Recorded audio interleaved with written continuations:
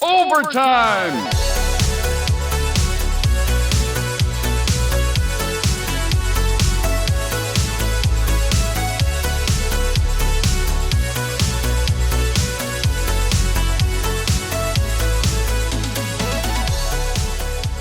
Happy New Year and welcome back to Overtime Arcade. Now, if you watched the 12 Days of Arcademas series that we just wrapped up, you may have heard me say a couple of times, tell you about what we're doing this month. And this is going to be JAMA January. And now what JAMA January is all about, well, we've got some goals. And our goals are by the end of this month to have two dedicated JAMA cabinets out here in the garage that I can use for playing games and testing PCBs, because I've been collecting more and more JAMA PCBs, and I don't really have a good setup in the basement to plug and play different JAMA PCBs. So what I want to do is have both a vertical and a horizontal cabinet set up out here in the garage that I can just swap JAMA cabinets as I find them, okay? And I want to have a vertical and a horizontal so that I can play both kinds of games, right? Obviously, vertical monitors are mounted like this and horizontal monitors are mounted like that. And you have different games for different monitor orientations. And I want both of these cabinets to be set up for two-player games with a set of 3 action buttons per player. And yeah, that's what we're going to try to do. Now, the cabinet that I've got for the vertical setup, you've seen already. It's way back here, kind of tucked away in the project heap. And this is a Dynamo HS7. You might be able to see that on the Dynamo label down there. This is a Dynamo HS7 that I got for, I think, $100 last summer at that midnight yard sale thing that I went to. So this is going to be our vertical setup. And this is not working, so I've got some work to do. I've got a harness from Don Panetta on Clav. We'll rebuild this monitor and we'll get the power and the control panel all figured out. And that's going to be our vertical JAMA cabinet. I've got some cool vertical JAMA games that we can test out in it.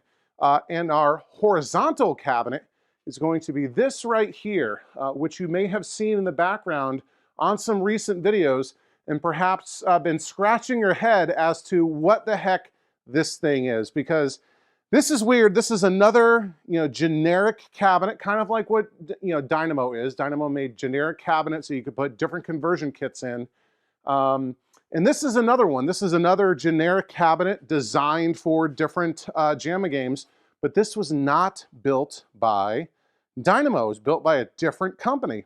And if you look at the marquee here, obviously we have an expert, artist who put this together. It says KLAX, KLAX, which is an Atari game. And that is the board that's in here right now. We have a plain, if you can get rid of the glare, a plain cardboard bezel, and right there we have a little instruction card for how to play KLAX. And we have these are 2 8-way, if you can hear that, micro switch Wiccos or Wicco clones with 3 action buttons per player and a 1-player and 2-player start button right there. And you can see a little, I guess, masking tape label that says flip, because that's the only button you need in KLAX. So, KLAX is an Atari puzzle game. It's in, I don't know, it's a little bit like Tetris, but not really. You'll see this because this is actually a working cabinet right here. Unlike the Dynamo HS5, this cabinet is a working cabinet. But this was not originally set up as a KLAX. This control panel, which doesn't have any, text on it, is a control panel from a different conversion kit. And I don't know if you can recognize this. If you know right away what it is, put a comment down below. But again, this is not a Dynamo cabinet. Share some similarities with it. We'll see in a moment that this control panel sort of pulls out like a tray, and so you can access the power supply and swap in different PCBs. But this is not a Dynamo cabinet. And the story of how I got this cabinet is kind of interesting too. I had seen it listed on Facebook Marketplace for months, and it was really close to me. I don't know, like half an hour away, and it was for a great price. But it just sat for months, and I'm guessing, based on the looks of the cabinet and people not knowing what it was, that's why it didn't sell. And you know, I was debating it and debating it and debating it. It was so close, and the price was great. Uh, I was curious to figure out what it is, so I sent a note to, again, Don Panetta on Clav, who is a bit of a guru when it comes to identifying sort of strange cabinets, especially JAMA era ones. And he knew what it was right away, and he was correct. And you know, told me sort of how versatile this cabinet was and kind of how interesting and unique it was. And so I was still sort of on the fence. So I sent the seller, you know, a real lowball offer, not an insulting offer, but you know, half of what he was asking for. The guy was super nice. He responded pretty quickly, and you know, we sort of split the difference. So I got this for an incredible price, and the seller was a really, really awesome guy. In all the, you know, I've picked up probably 70 cabinets as long as I've been in this hobby. And this was the first time ever that the seller dragged the game out of the basement for me. So I got there and the game was in the basement. I looked it over, everything looked good. And then he strapped it onto a furniture hand truck and dragged it up the stairs. So that was awesome. And he also threw in a couple of extras. He gave me 2 extra over-under coin doors because you know, this one is a little bit beat up and it's missing one of the coin slots. So he gave me 2 replacement ones, 2 spare ones that are sort of tucked away kind of over here. You know, one's sort of a later Hap style, and one is a good shape original match, but we'll probably not worry about that all too much. But yeah, awesome seller, great price, really local, and you can't beat it. So if we take a look at this cabinet here, we're going to notice some interesting design choices. You know, this is like, I don't know, like kitchen countertop Formica laminate, and you can sort of see the particle board poking out underneath. It's in relatively good shape. You know, there's some dings and battle scars, and down, you know, it's a little dirty. And down here we have a little bit of water damage. It's just absorbed a little bit of water to the point where one of the carriage bolts that holds this whole thing together is kind of sunken in, and we've got some T-molding that's kind of peeling. I think mostly because, you know, the manufacturing, they didn't cut the barb around the corner, so it just naturally wants to pull out. And if you notice, all of these carriage bolts everywhere, this thing has such an interesting construction, and especially once we open it up and you take a look inside, you'll find it very interesting and unique. And that continues around the back side of the cabinet here. We can see that the neck of the monitor doesn't quite fit, and so there's a cutout, and then there's this metal panel because it needed the extra like 1/4 of an inch to fit the monitor in here. And we can take a look, not much going on down here. We've got a little sort of metal handle that doesn't feel sturdy enough really to move the cabinet around, but it's there. And then we can see some stickers here, some interesting stickers for a conversion kit that was installed in this cabinet at some point. And obviously, as you can read, this was a Sega Golden Axe. Whoa, if it wants to focus, we have a license number there of 25017 and an FCC sticker for Golden Axe. So at some point in this cabinet's history, it did have a Golden Axe PCB installed, and unfortunately it does not have one anymore. And this is a Golden Axe control panel overlay, obviously, you know, faded or whatever, but this is a Golden Axe CPO. Maybe I should get a Golden Axe PCB at some point, but those are not cheap if you've checked the prices on eBay recently like I have. And if we come over here, we get our power cord and our power switch, and you can see that this was manufactured, again, not by Dynamo, but by a company called East Coast Design. The model number is not visible here, but according to Don Panetta, this was a UV19. This cabinet was called a UV19 with a serial number of 10258.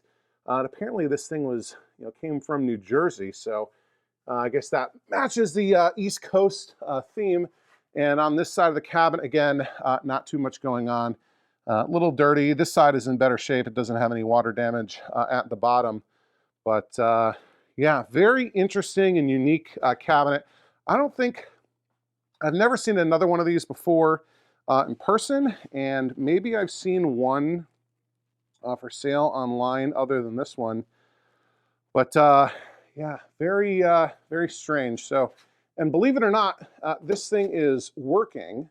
So why don't we get mounted here on the tripod, and I will prove to you, not that you don't believe me, but I'll show you that this cabinet is indeed working. So we'll go right here, and I'll yank down the power cord that's now on the retractable reel that I have attached to the ceiling, giving me convenient power anywhere in the garage. So we'll plug it in, and we'll turn it on. 3, 2, 1. I heard the HV come on from the monitor. It'll take a second here. I'll turn off the house lights. All right. Yeah, coin door lights are out, marquee light is out, but we've got a working PCB and a working monitor. A little bit of graphical glitches. I'm sure that's not going to be a big deal.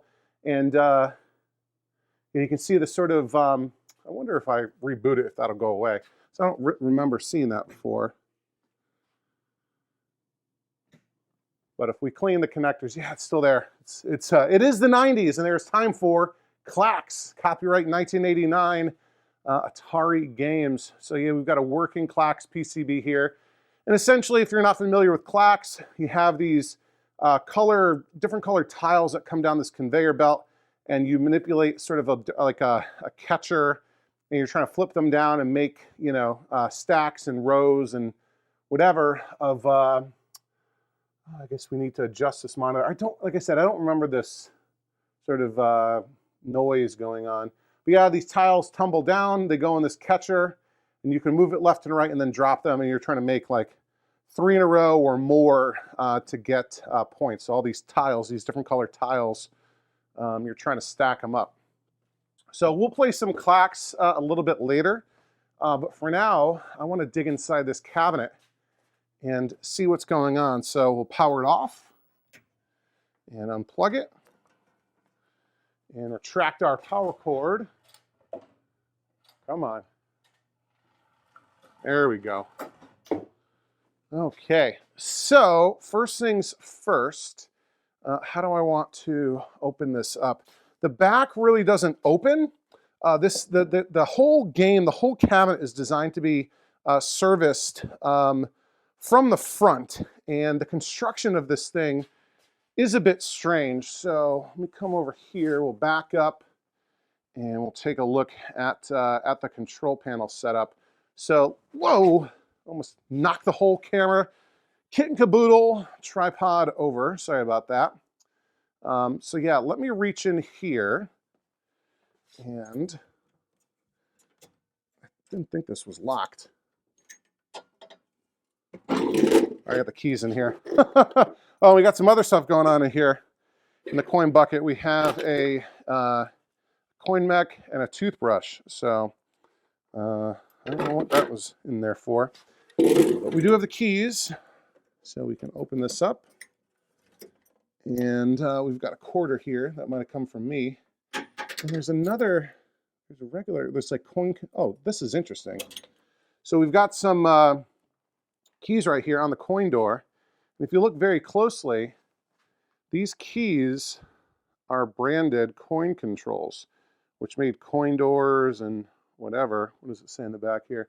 Made in USA, and it has a code like for the lock. But what would that key go to? Because there's nothing on the back. Huh. Maybe that was for the lower coin door lock originally, but I don't see a lock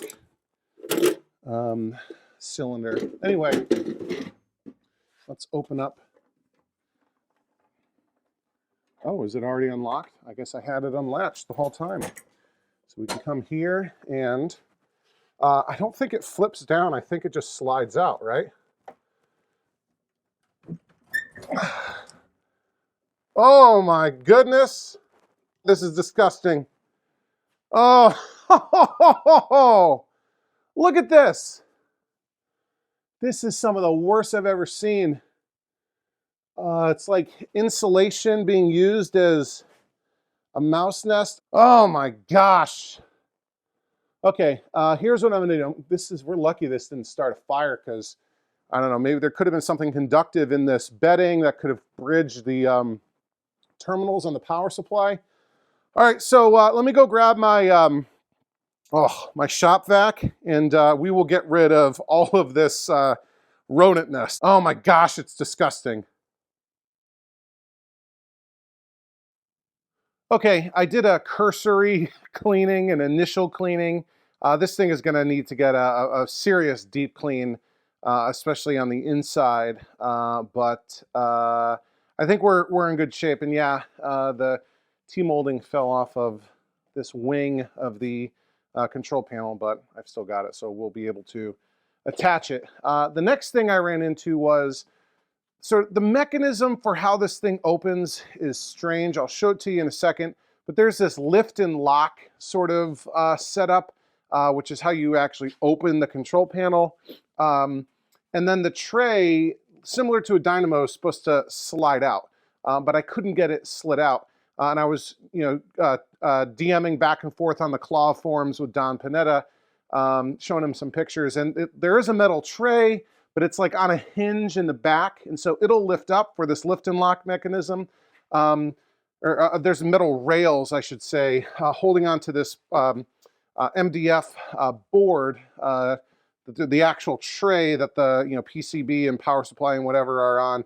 And I couldn't get it to slide out, and I'm like, well, does the metal come out or not? It didn't look like the metal came out, and there was swelling on that board that was getting stuck in the rail. So I was able to, carefully remove enough material from where it was swollen, because it's just the ends, like the tips, and then wedge in a painter's scraper enough, knock it in with a hammer and just, bend it up enough to bend the ends of these rails. You'll see in a second. So I can open it up now. So basically the lift and lock mechanism, there's a couple of brackets underneath that you unlatch, or latches that hold on.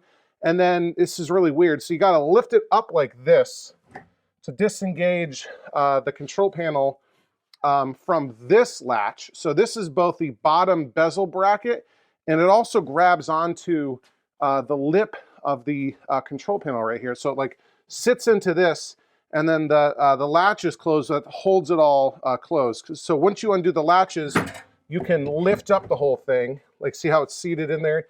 You lift it up and then tilt it out. And that, whoops! And now the control panel is loose. And you can see these metal rails right here. I had to bend up the ends just a little bit, but now I can slide this whole tray out. There we go. And okay, and like I said, I did a cursory cleaning, so there's still some rodent droppings, and I don't know what else is going on in here. But we're better. We're certainly a lot better than we were before. And there's a couple of interesting things I want to point out. So we'll get off of the tripod. So firstly, this is a galvanized steel control panel, and I was going through the flyer. I'll post a link in the video description. Don Panetta on the Claw forums has a gallery of lots of different unusual, particularly JAMA cabinets, including a gallery of this one with all different types of conversion kits installed in this thing. And he also found the original flyer. Again, not very common, but this was one of the features called out, was a galvanized steel control panel. And you can see there's knockouts, or actually there's holes for different setups. So you could have like one controller in the middle. Obviously we've got, or one joystick in the middle. Obviously we've got two joysticks. And you can even see how somebody wrote, like this is for the one-player flip button, one-player start, two-player flip, and two-player start. So somebody had converted this at some point and used a Sharpie to kind of label stuff. But that's all pretty typical. And then we have a utility panel right here with a service credit switch. So I guess you can probably add credits with that, go into test mode and adjust the volume. We've got a pretty typical switching power supply right there. Coming back here, we've got our isolation transformer and actually an outlet box that is, I believe, wired into, yeah, it is, wired into the isolation transformer. So the power comes in through here, It goes through the a fuse, and it goes to the line filter, and then goes to the isolation transformer, and then goes to this outlet box. And that feeds both the switching power supply and the monitor. And I was able to save from the, from the mouse nest, the label. This is a 19K7602. And looking in the back of the cabinet, I believe that's what's in here. So we grab a flashlight real quick, and we can take a look through the portal that's back here. Come on, there we go. This is a terrible angle, but you can sort of see, yeah, that looks like a K7000, 7600. Yeah, right there, maybe. Again, not a good angle, I apologize.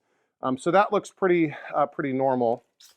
But I have reason to believe this is not the original monitor because of this thing right here.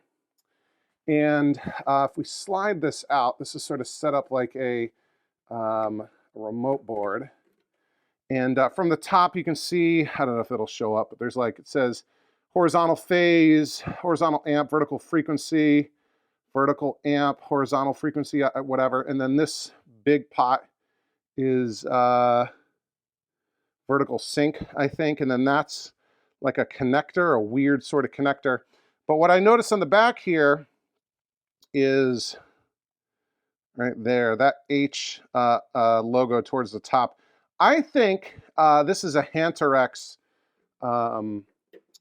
remote board.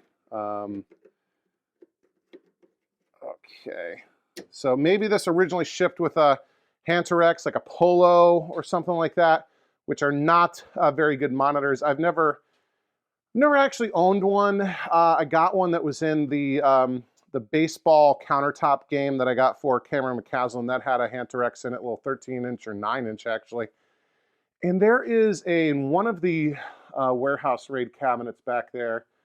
There's a Hantarex, or no, it was in the Sidam Bosconian has a Hantarex, or did, but it's missing the chassis, so I'll probably put a more normal monitor in there. But yeah, I thought that was interesting. Obviously, here is our PCB. And if we look, where was it? Oh, gosh. I was looking at it and I saw it. Okay, so very faintly you'll see it says Atari Games, copyright 89, made in USA, KLAX. And we can see the ROMs here, say, if it'll focus. There we go, copyright 1990, Atari. So yeah, this is a KLAX board, a JAMA board. And it is a bit dirty, so we'll probably want to clean this off a little bit, at least brush off the dirt.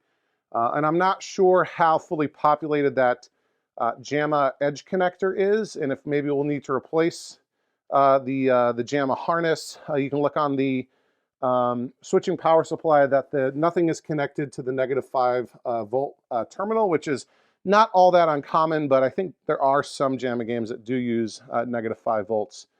But yeah, okay, so couple other things I wanted to point out. One is the way this cabinet is constructed, and you can see there's still a mess back here. But do you see back there, there's like a metal, it's not going to want to rotate, but there's like metal rails in the corners. So this cabinet has like these steel, like a steel frame that the panels of the cabinet are carriage bolted onto. And you can see two of the carriage bolts back there, holding on both the side and the back of the cabinet.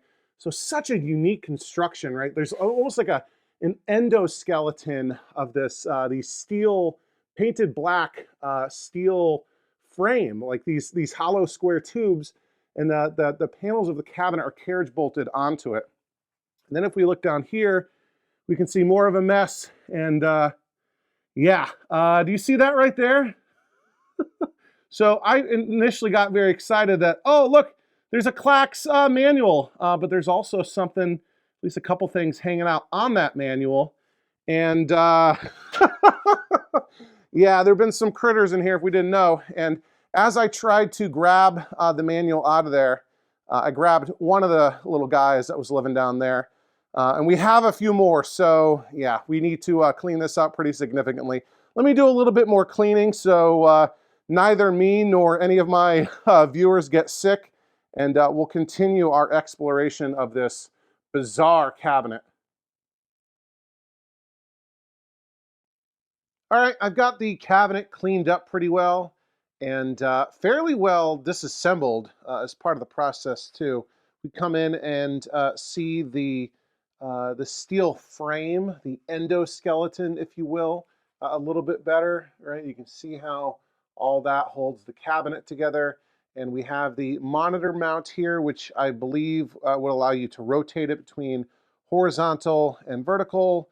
And of course, the rails that the PCB tray goes on. And this thing sort of like pivots up because it's just a single screw in the back here on either side that holds these rails on. And they just lift up and then they sit on the part of the steel frame behind the kick plate, the front of the cabinet. So yeah, nothing in the bottom, got it all cleaned out. All in all, it was a family of 5 living in here. I'm guessing a mommy and 4 babies. So yeah, they are now evicted. And I don't understand why, usually when you find rodent activity, the rodents are long gone or at least skeletonized. So I don't know why they were dead in there. Maybe, the previous owner had put out some poison or something that got to them. But yeah, they are long gone now. Took the coin door off just to make things easier to access. And up here at the top, clean this up. We can see our marquee light is just a dual sort of light bulb socket back there. So yeah, coming over here, got the PCB tray kind of cleaned up, although obviously the control panel inside is still absolutely filthy. Cleaned up the PCB a little bit, reseated all the socketed chips in the edge connector. That might clear up those little graphical glitches, snow or whatever interference that we were seeing. What else did I do? Made sure everything was grounded properly. Took a look at the harness. It looks okay. Put a new plug on the main power cord. One thing I noticed is, like I said, not everything on this edge connector is populated. There's no -5 volts, and I checked the manual, which I was able to fish out of the cabinet. And the -5 volts is optional. And it says if it's not present, you'll just have the max volume for the speaker will be half of its full strength. So I'm assuming that powers some kind of sound amp. But yeah, I think we'll be okay. I also noticed that this utility panel up front here is not connected. The credit switch or the service switch and the test switch and the volume pot are not connected. So that must have been from some other conversion kit at some point. Here's the coin door right here. Just clean that up a little bit. I'm not going to worry about the coin slot that's missing just yet. One other interesting thing that I noticed is over here, this is the other side of that black cardboard bezel, and this is actually for 1943, the Battle of Midway, a Capcom game. So I thought that was kind of neat. That's a really interesting looking bezel, but we'll flip this around and just leave it as black for now. But yeah, it's cool how things get reused. I don't know if this was, that kit was installed at the cabinet or at one point or whatever. But yeah, interesting stuff. One other really wild thing that I found on the bottom of the cabinet is this token right here. And if this will focus for you, you can see we got a little not safe for work action here going on. This side of the token says tails you lose and has a rear end, as you can see right there. And on this side, it's even more risque. Again, if it'll focus, and this, it's kind of dirty and corroded, but it says heads I win and has a cartoon drawing of a lovely lady right there. So anyway, it's always interesting what you find in these cabinets. So let me start the assembly process. I'll begin by throwing on the coin door, and then I'll come back and we'll put the monitor in and the whole kit and caboodle. Okay, I got the coin door reinstalled, and we can put the monitor back into the frame in the cabinet. And again, there's this metal frame here, which is great. It's got 2 posts at the top and then 2 bolt holes at the bottom. And so I should just be able to grab the monitor, line it up, and load it in. Okay. That's actually super easy. So let me get this bolted down and we'll continue. Okay, the monitor is bolted in nice and securely, so we can come down to the control panel, or the PCB tray, control panel tray, the whole deal, and get this loaded in. So let me line this up on both sides, and it should just slide in.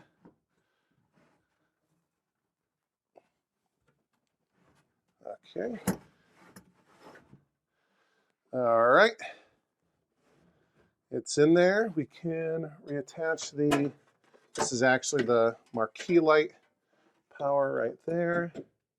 And I'm going to go and fish all of these wires through, put the power cord out the back of the cabinet, connect the monitor power and the video signal and the coin door and the speakers, and we'll get that all squared away too.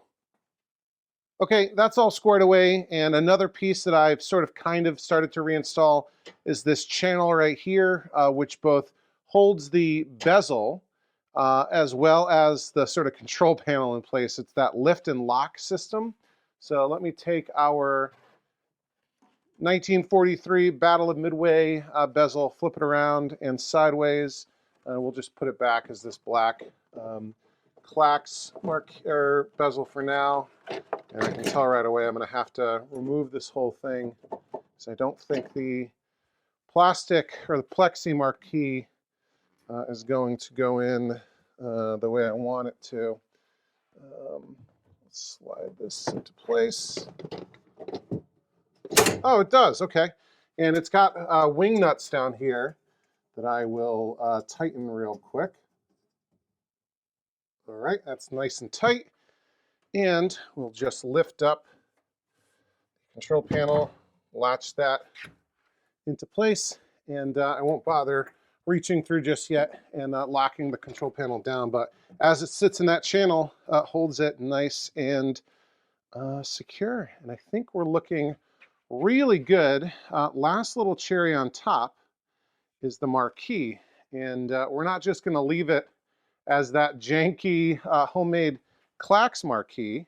If you saw the 12 Days of Arcademus, especially the unboxing episode, you know that I got a reproduction WWF Superstars, custom sized from arcademarquees.com. And it's just a translite, but I've got it sandwiched in between 2 pieces of plexi that I cut to size, sort of based on the piece that was already in there. And I could have used the piece that was already in there, but it was just a single piece and really thick. And with translites, my preference is to put them in sandwiched in between plexi. So I got a really thin sheet of plexi, cut it into 2 pieces of the right size, and now we can get it into place.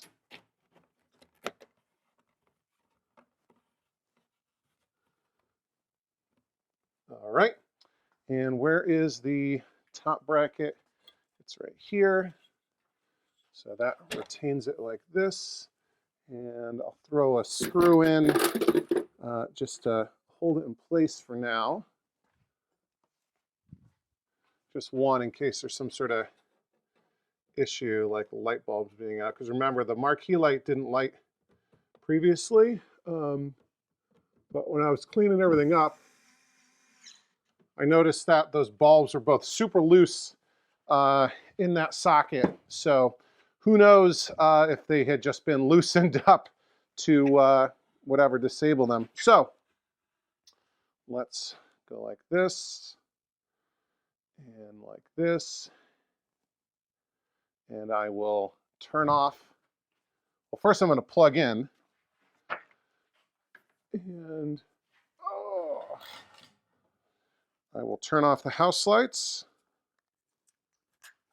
Okay, we're plugged in. Turn off the house lights, or the overhead garage lights. And hopefully you can still see what's going on here. We will fire up the cabinet in 3, 2, 1. All right. Okay, yeah, the marquee lights are on, and the KLAX board is good. We still have these little sparkles, and I don't know what to make of that. But yeah, let me get the tripod set up, and we'll play a little bit of KLAX. Okay, the monitor is actually looking really good. It looks great on camera, at least from what I can see.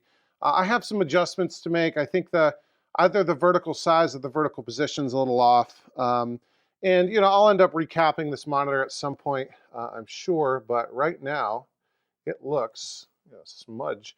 I already cleaned that bezel, but smudged already. Looks pretty good, and it's not really showing up. But there's like sparkly.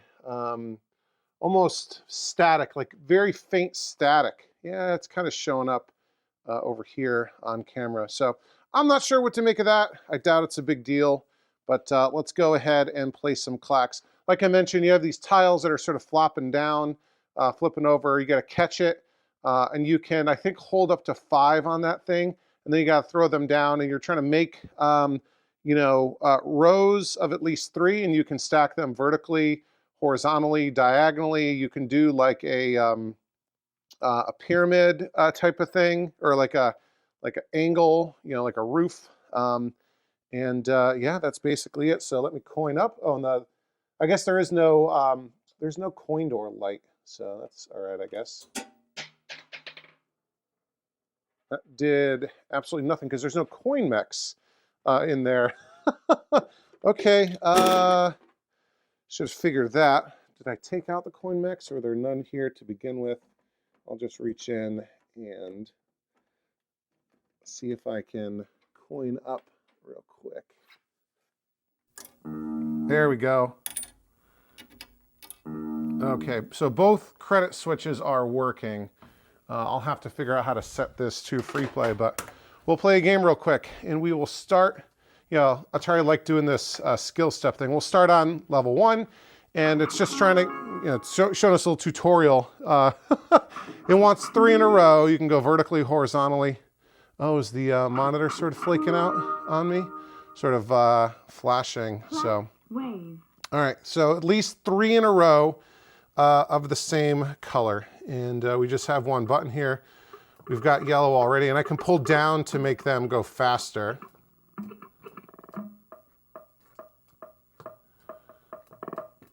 All right.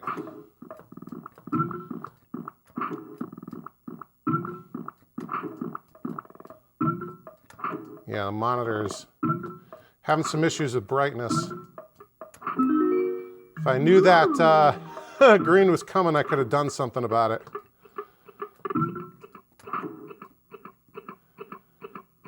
And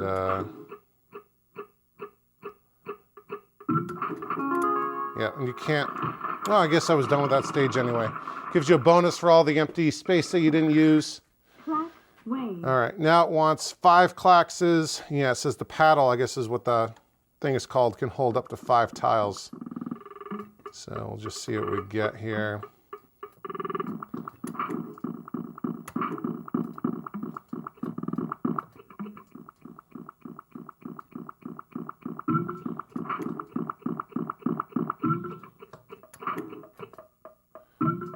Okay, I'm not really sure what I'm doing.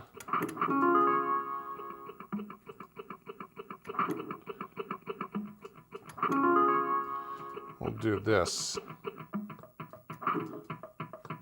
Oh, I screwed that up. Yep, I was trying to... Yeah, I screwed that up too.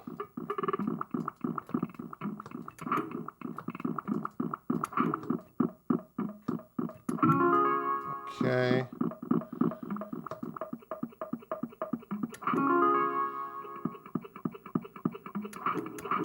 This game is not too bad until you screw up. And then, yeah, there we go. All right. Yeah, the high score is, holy smokes, 4.5 million on this. Yeah, okay. So someone at some point really enjoyed this game enough to do that well. I guess, does it want me to do diagonals?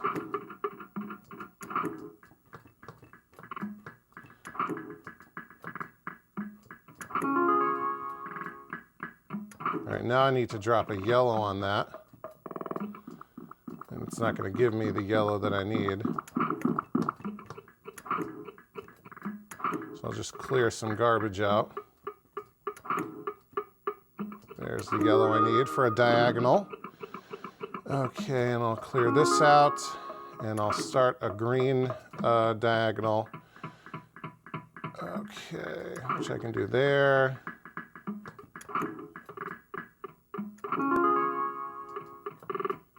Put a yellow here in my green diagonal. I can start a blue diagonal. There we go. Okay, three. I think that's what it wanted on that stage. 3 diagonal KLAXs.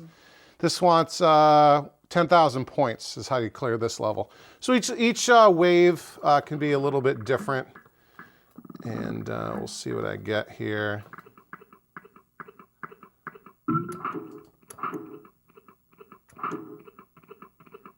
Okay.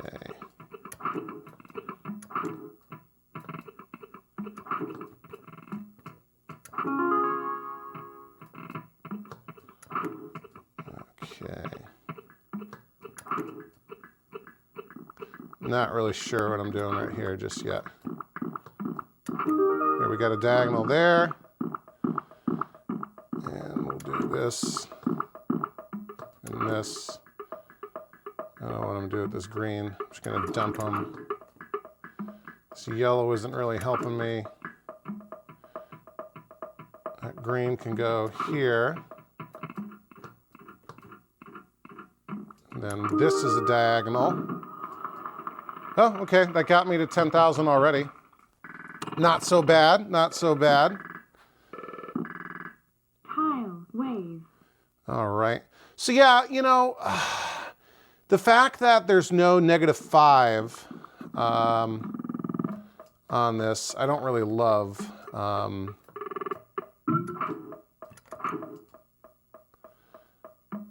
You know, no -5 volts. Come on.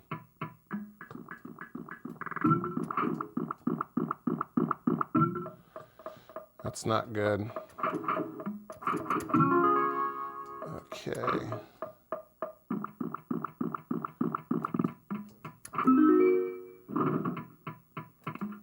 Okay. This is it's not great to play puzzle games when you're supposed to be thinking.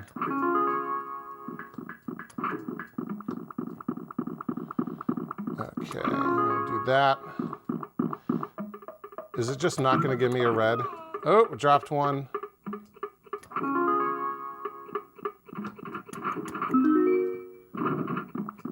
Okay, and of course, I can't get the...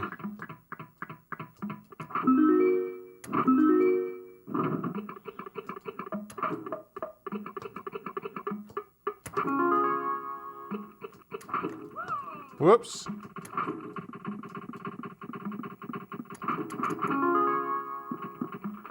Okay. whatever criteria I needed for that level will go. But yeah, the fact that there's no -11, -5. Oh, let's go all the way up. The fact that there's no -5 volts makes me kind of want to add that to the harness. I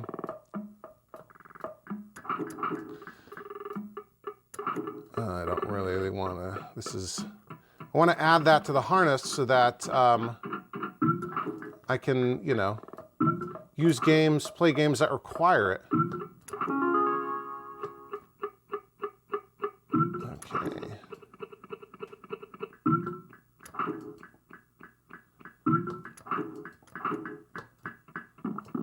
That here.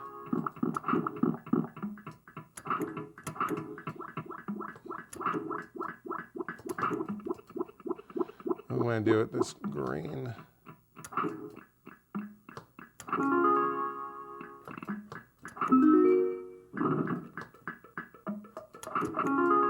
So that one's a wild card. It eventually switches to whatever you need it to be.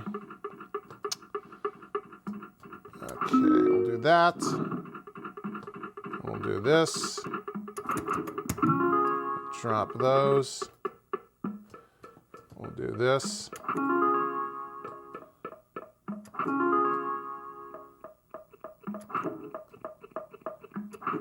So yeah, I might add the 5 volts at some point.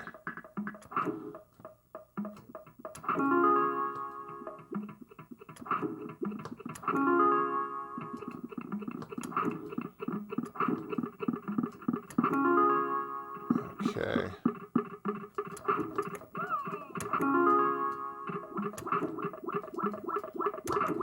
Oh no.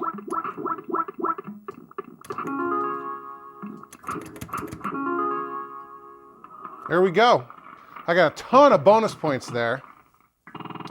Over 200,000, 200 and, wow, that's wild.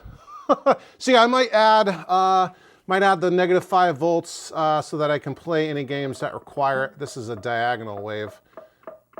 All right, I'll do that here. And that's not going to do anything for me.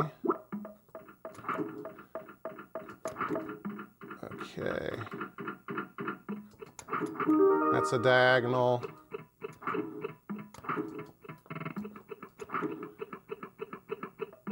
Okay. That was good. I need a purple now, and of course I'm not going to get it.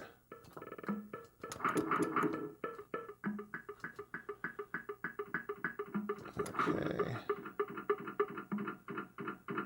There's my purple. Okay.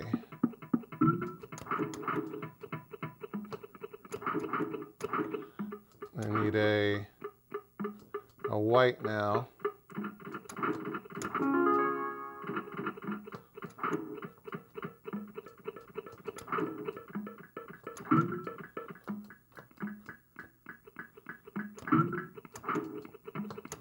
Oh no!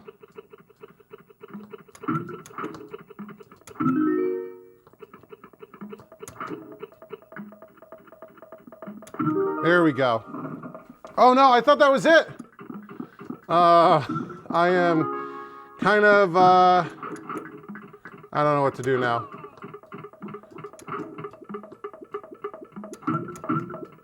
I don't think I'm gonna, yeah, okay, that's the end, all right. So, yeah, I think I wanna add negative 5 volts, and there's only one, yeah, I gotta populate a few more things on this harness. I checked and I don't have the right pins to do that, but I'll grab some and we'll figure that out at some point, because I know some games do require negative 5 volts, and maybe this tube needs to be hit with a rejuvenator to remove any shorts or whatever. Let me go see if I can actually find my Superstars PCB. We'll throw it in here so that it matches the new marquee. Okay, I found my WWF Superstars JAMA PCB, so we can go ahead and swap it out. And again, to open this up, you lift and then rotate, and then the tray will slide out like so. And we can detach our harness. And I do have the KLAX PCB screwed onto the board. We get a stronger screwdriver for that. Right here. Well, I'm going to turn up the power. Ha! There we go. And right here. All right. And we can just remove this PCB. And there's our interesting, it's traditional Atari PCBs were always rectangular, but a lot bigger than this. So this almost feels like a mini Atari PCB. In any case, here is our WWF Superstars PCB. And I hope this doesn't use 5 volts. Maybe it does. We'll find out in a second. Come on. Get the edge connector seated on it. Okay, there we go. And I'll throw these screws back in just in case. One thing that's nice about this, what is this? East Coast Designs UV19. Holy moly. Is the tray doesn't tilt. So you don't have to worry as much about how well secured everything is to the tray, because the tray doesn't tilt. It just goes straight back, which is pretty cool if you ask me. All right, get this other screw in. All right, that seems all right. I think the battery's dying. I'm gonna have to recharge it. And we don't even have to button it all up. We can just power it on like this. So we'll back up here just a tiny bit. And I used to have a JAMA cabinet like this. My Superman, my Dynamo HS7, which is an uncommon dynamo with a Superman PCB in it. But I'm selling that one. And that's only set up right now for 2 buttons, not 3 buttons. Here we go, 3, 2, 1. Whoa, the switch slid forward. So I gotta do it from back here. 3, 2, 1. No lights on the board, but I don't think there are LEDs on this PCB. Yeah, we got it. It's very blue. It's like the brightness is turned up. Can I turn that down a little bit from here? Let's see. That do anything? Yeah, it's a little bit better. But I don't know if we have sound. Let me slide this in a little bit, and we will credit up.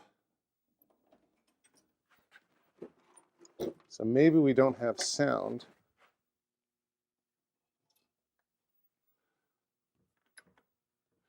Yeah. We're not going to have sound without the -5 volts, which is unfortunate, but not the end of the world. So I'm just going to let this play here and watch Hulk Hogan get destroyed by, was that the Warrior and Randy Savage? Anyway, so we'll get that figured out. I don't really want to run a whole new harness in here. I mean, I could if I need to.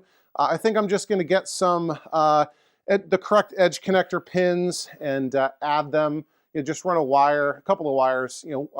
2 for the -5 volts, 1 more for the 12 volt, and maybe 1 more for the +5 volts, just so it's fully populated down there, and we'll be good to go. And this will be a great setup for our horizontal JAMA, and of course we'll do our vertical JAMA later. And I got a ton of JAMA PCBs that I've been collecting and saving up for JAMA January, so you should be getting excited about that. Anyway, if this is your first time on the channel, welcome. Be sure you hit that subscribe button so you don't miss a single episode of Overtime Arcade. I do new episodes every weekend, typically on Sundays, and sometimes I'll do shorts throughout the week, or various other live streams like the Coin Jam podcast. That'll be next weekend, which is technically December's episode, but the holidays screwed everything up. Leave me a comment down below Do you like WF Superstars? You ever play KLAX? You know, what do you think about that? Do you have a JAMA set up in your collection to be able to swap games in and out? Let me know down below. Do everything the YouTube algorithm wants you to do, like hitting that like button. The like button is very, very important. A lot of people forget about it. It tells the YouTube algorithm to recommend videos like this one to people like you. And if you want to support the channel, the best way to do that is by becoming an Overtime Arcade channel member. Click that join button down below to learn more about what it means to become an Overtime Arcade channel member. You get to join over 100 awesome people who are supporting this channel. They all donate $1.99 a month, and in exchange, they get access to some really awesome perks, a monthly members-only live stream, early access to all new videos, and best of all, access to our private members-only Discord server. Super active, really positive, a lot of fun. Everyone's sharing what they're working on, what they're collecting, what they're playing. So yeah, hit that join button to learn more about the Overtime Arcade channel membership program. Anyway, I think that's going to wrap it up here as we say goodbye to Virgil and Mean Gene Okerlund and Andre the Giant and the $1 Million Man. And winners don't use drugs. Anyway, as always, I'm Charlie. You've been watching Overtime Arcade, and we'll see you next time. Overtime!